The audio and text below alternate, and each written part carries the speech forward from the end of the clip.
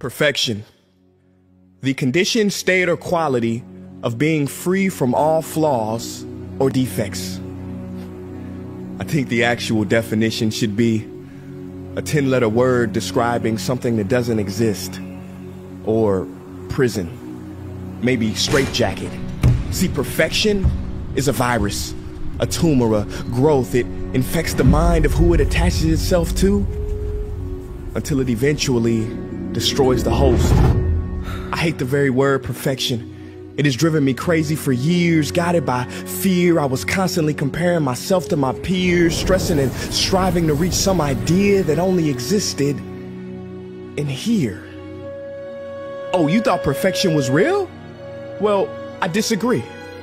I mean, have you ever seen a perfect tree? In real life, have you ever gone into a forest and seen a perfect tree? Nah, see, they all got a little something going on. Some lean this way, some lean that way, some have a little too much moss, and some got a whole bunch of bark that's been ripped off, but somehow, they're all beautiful. But when it comes to people, we don't seem to see that we are all beautiful in all of our expressions, so we dissect ourselves into pieces, judging each other, thinking perfection is something we can achieve, which leads us to feeling depleted and defeated. But Salvador Dali said it best: have no fear of perfection, because you'll never reach it. Ladies and gentlemen, there are two doors in life. Door number one, be perfect and be admired. Or door number two, be real and be loved.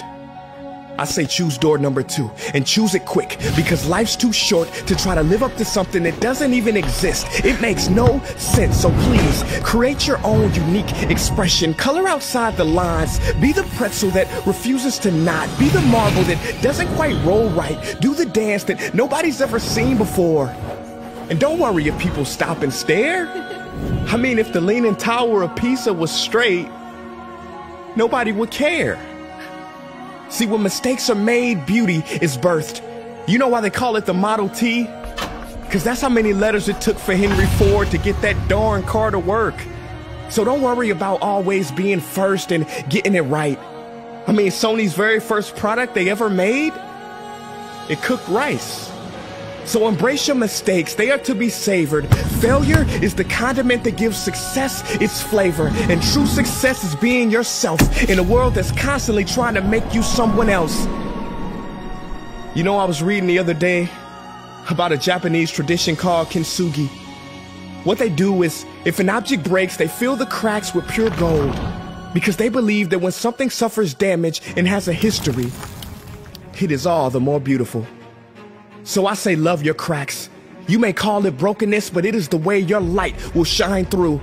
And if you have no one in your corner, then consider me your supporter, and we will smile together as society tries to diagnose our gifts as disorders.